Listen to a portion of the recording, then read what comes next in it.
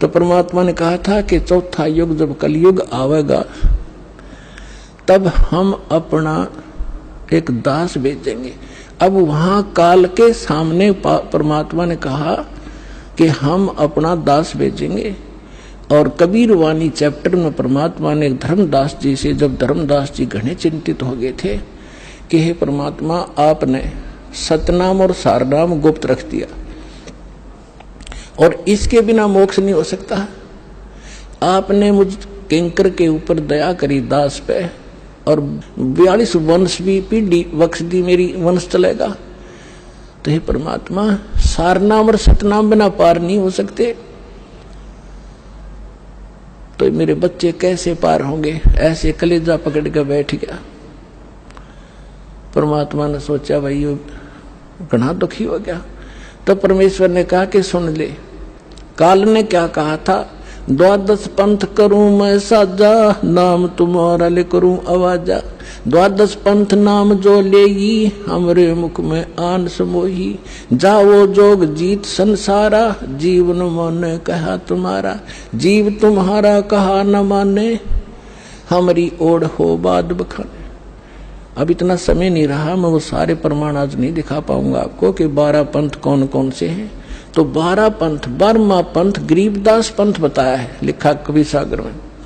तो परमात्मा ने कहा तू चिंता ना करे धर्मदास, जब 5500 वर्ष कलयुग बीत जाएगा तब या बिचली पीढ़ी आवेगी, और बीचली पीढ़ी तक यो ज्ञान और तत्व ज्ञान और सतनाम सारनाम कति गुप्त रखना है, नहीं तो काल के दूतों का हाथ लग जाएगा, मेरा सारा मिशन खराब हो जाएगा।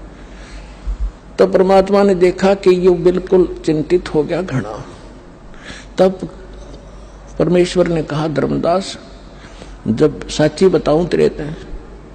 तब धर्मदास ने कहा कि भगवान आज कितना अच्छा समय है, कलयुग स्टार्ट है सन 1398 में और 1512 तक है, और आज भी लोग ना मानते, और आप कह रहे हो आगे तो भयंकर कलयुग पैदा कर देगा, काल ऐसा जुल्म कर देगा, हाहाकार मच जाएगी, इंसान कृतघ्नी हो जाएंगे।